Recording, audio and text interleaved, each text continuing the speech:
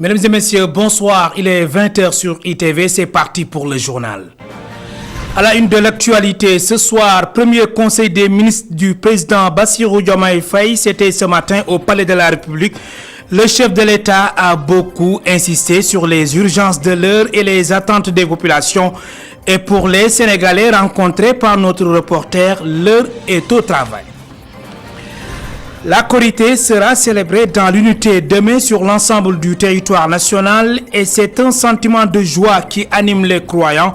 Ils sont catégoriques. Il est temps de favoriser l'utilisation de la nouvelle technologie pour l'observation du croissant lunaire. À suivre le reportage de Mariama Diallo. Et puis à Thiès, la douane sénégalaise a saisi des billets noirs d'une contre-valeur de près de 315 millions de francs CFA. L'interception a eu lieu dimanche dernier, déjouant ainsi une tentative de blanchiment de ces fonds illicites en dollars américains. 6 individus ont été arrêtés dans le cadre de cette opération. Voilà pour les titres, dans un instant le développement.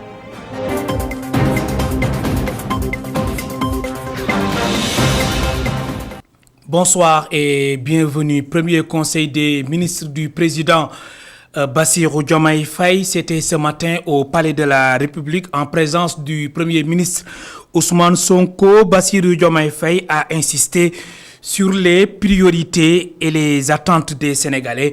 Le nouveau gouvernement s'est donc installé et les passations de services sont en cours. L'heure est au travail maintenant, selon certains Sénégalais rencontrés par notre reporter. Mais pour beaucoup, il est important d'accorder un temps de grâce d'une année aux hommes de Bassirou Diomaye Faye. Suivons le reportage de Fatimata Bintouba et Pape Mafalfal. Un an ou plus pour leur permettre de bien s'installer, c'est la durée que Bayad donne au nouveau gouvernement. Pour lui, la population doit s'armer de patience et croire au projet.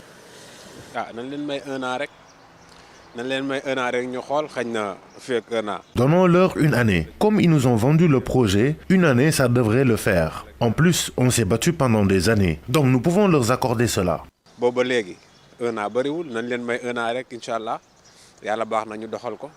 Pape Ousmane Sané s'empresse de rejoindre son lieu de travail. Il est persuadé qu'il faut accorder un temps de grâce aux porteurs du projet afin d'avoir des résultats. Un an. Parce que... Oui, un an. Ils viennent à peine de s'installer. Donc donnons-leur le temps de travailler pour que les résultats soient visibles. C'est tout le contraire pour ce résident des SICAP Liberté 3. Vu les urgences du moment, Babadji espère que le nouveau gouvernement va s'atteler au travail sans perdre du temps. Il faudra qu'ils se mettent tout de suite au travail. Les urgences sont là, les attentes sont là, les espoirs sont très grands. Maintenant, il faut d'abord s'attaquer aux problèmes d'insécurité. Donc, ils connaissent les urgences, ils connaissent les problèmes auxquels sont confrontés le Sénégal. Mais n'est que dans un pays où les tchak-tchak là, justement, c'est des problèmes, y a tellement de problèmes. Un gouvernement de rupture pour les porteurs du projet du président de la République Bassirou Diomaye Diakhar Faye.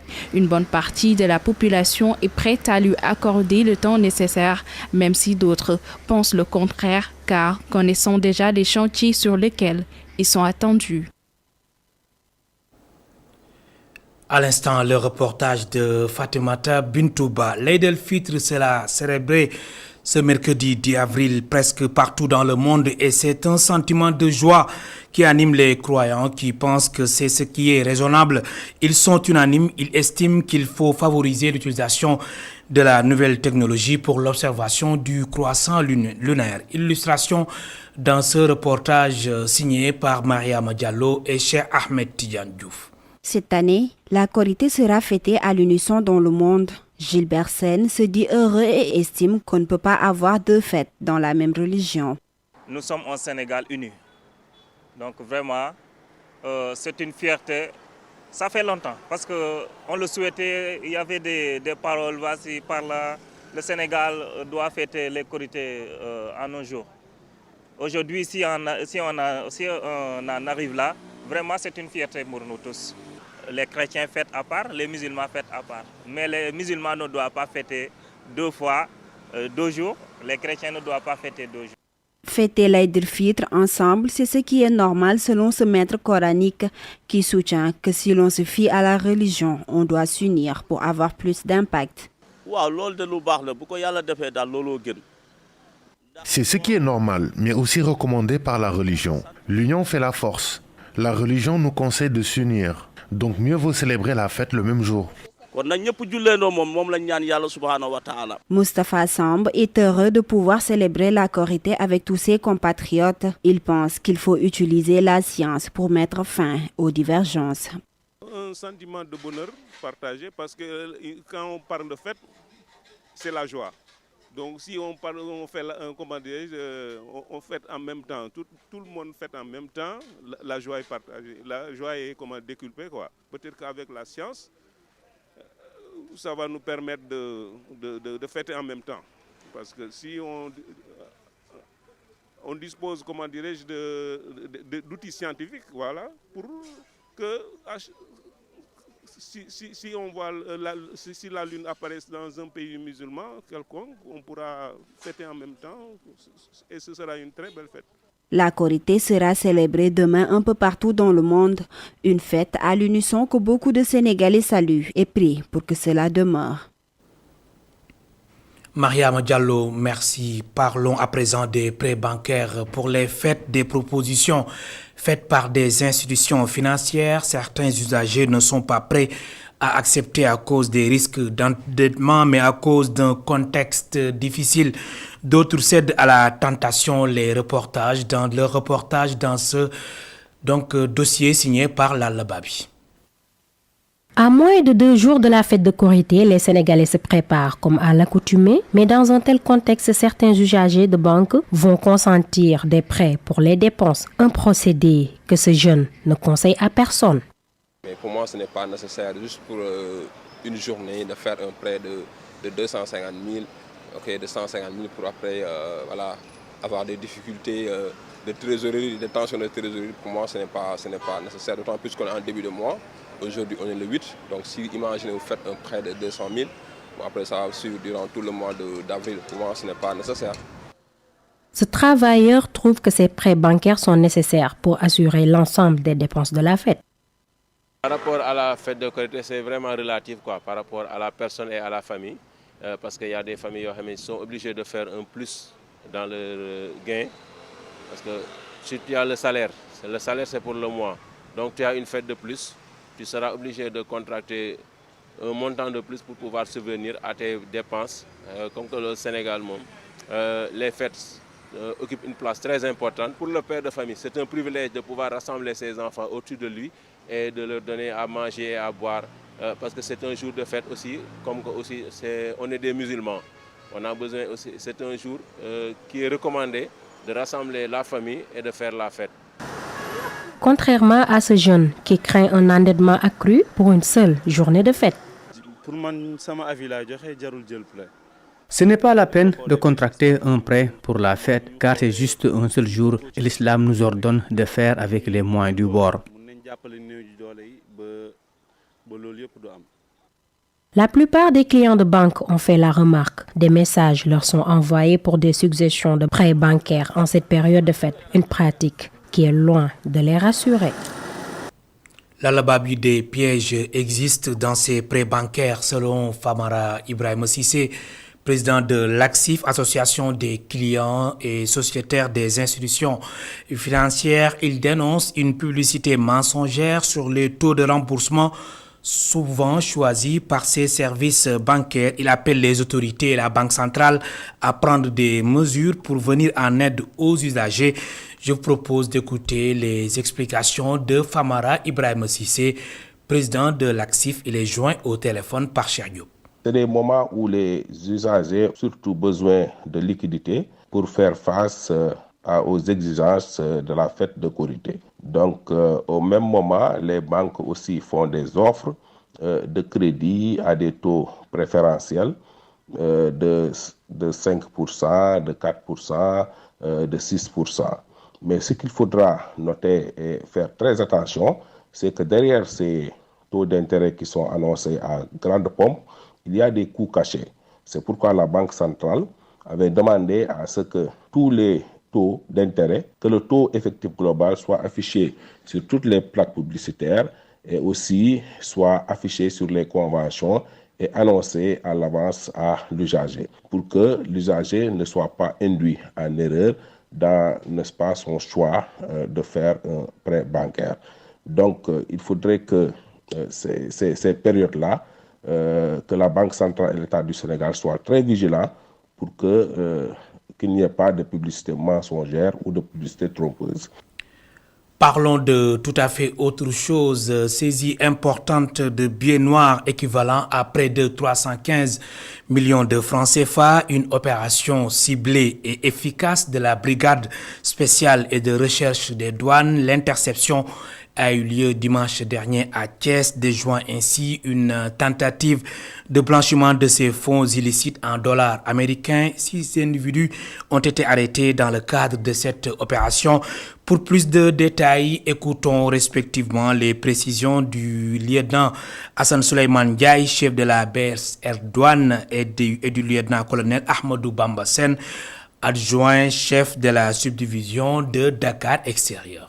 Suite à un renseignement faisant état d'une opération qui se tiendra à Thiès, à la cité Balabé, qui porte sur les faux billets, donc nous avons mis en place un dispositif ce dimanche 7 avril 2024 pour aller démanteler ces réseaux.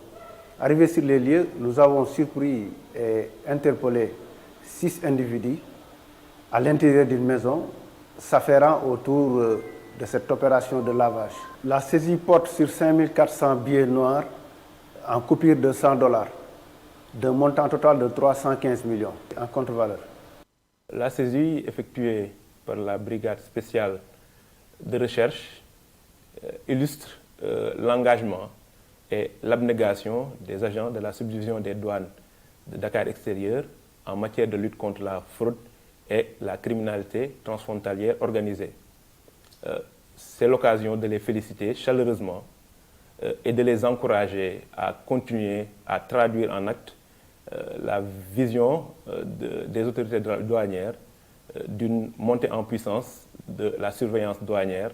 Le faux monnayage représente une grave menace pour les économies nationales, les institutions financières, les entreprises et les consommateurs, en causant notamment une baisse de la valeur de la monnaie authentique, entraînant une hausse de l'inflation.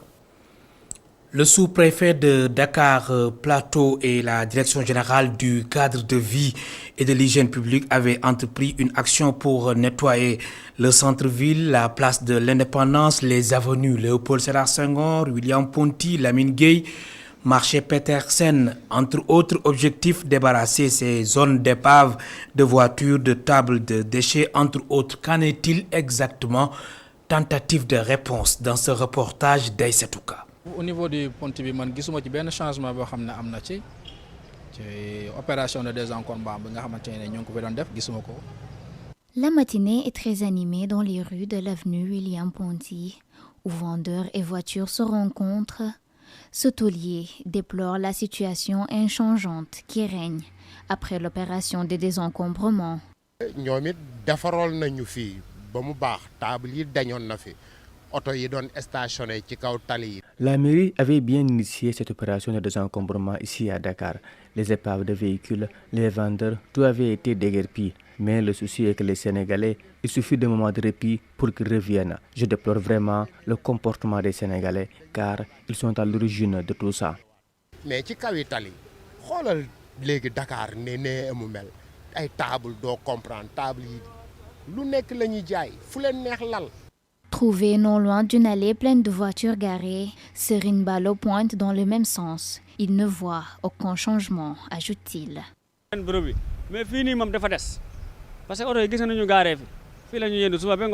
Effectivement, la zone William Ponty avait été désencombrée, mais les voitures et les commerçants sont revenus encombrer encore l'avenue. C'est invivable. mais parking bi oto yi maanaam ñii di jaay ak ñii di gaare ñoo occupé yoon yëpp waaw man moom fa laa yem am na changement mais dafa des. Hassan Fall ne partage pas le même avis. Ce commerçant confirme qu'il y a bel et bien un changement depuis l'opération de désencombrement. am na changement kay maire bi mu jógee ngir désencombrement bi mu wàññi ko wala ba mu jëlee. Oui, effectivement, la mairie avait bien réussi son opération. Les épaves qui garaient sur le trottoir et les vendeurs avaient été déguerpis. Mais j'ai observé un changement à plus de 45% même. Un pourcentage, réussir à 50%, 40%, ok. Mais réussir à 45%, on peut dire quoi? Les opérations de déguerpissement des occupations anarchiques de l'espace public avaient débuté pour rendre le cadre de vie plus agréable à Dakar. Les occupants de l'avenue William Ponty ne voient pas de différence. Ils demandent aux autorités de trouver des mesures afin de libérer la voie. Nos goûts de solidarité de l'association Nafissatou Niang Diallo, du nom d'une célèbre écrivaine sénégalaise, cette association qui s'attelle à faire des œuvres de bienfaisance ici et ailleurs a profité de l'occasion pour rendre hommage à cette femme de lettres, n'est-ce pas Mountaga Kane? L'ombre de Nafissatou Niang Diallo, l'auteur de 5 romans, dont De Tilène à Plateau, a plané dans cette fête dénommée Ndogu de solidarité, où les tables sont garnies à volonté. Ça nous permet tout simplement de nous rencontrer, de faire don de notre personne tout simplement, c'est du don de soi. Et par rapport à l'association, il y a des bonnes volontés. Il y a une urne qui donne quelques contributions. Et tout cela sera reversé à l'association Nafissatou Niang Diallo en collaboration avec Collecte Sadaqa. Les réalisations de cette association caritative ne se comptent pas. Et des mosquées, tout à l'heure, les puits, on l'a dit tout à l'heure, c'était 350 puits, 300 Corans. Les mosquées, j'ai pas trop, je veux pas dire de bêtises, j'ai pas trop les chiffres en tête, mais c'est énorme. Elle a rendu hommage à la marraine qui se trouve être sa mère. Je suis une admiratrice de ma mère, alors que je ne la connais pas. Nous essayons de marcher sur ses traces, car elle a laissé derrière elle une très belle réputation. C'est ce qui lui a valu qu'on lui ait donné le nom d'une école à Mermoz. Elle est connue pour être une dame de valeur qui ne transigeait pas quand il s'agissait de dire la vérité. Elle était très généreuse et serviable. Nous devons tous nous inspirer de ce comportement, quel qu'en soit le prix. On peut tirer de ce poignant témoignage que la vie peut s'éteindre, mais les actions ne meurent jamais, car la défunte dame de lettres nous a quittés depuis 1982. Ce communiqué de la CONACOC pour terminer ce journal, la fête de Korité sera célébrée demain mercredi 10 avril 2024 selon la Commission nationale de concertation sur le croissant lunaire. Voilà, mesdames et messieurs, c'est la fin de ce journal. Merci de nous avoir suivis. Bonne fête et bonsoir.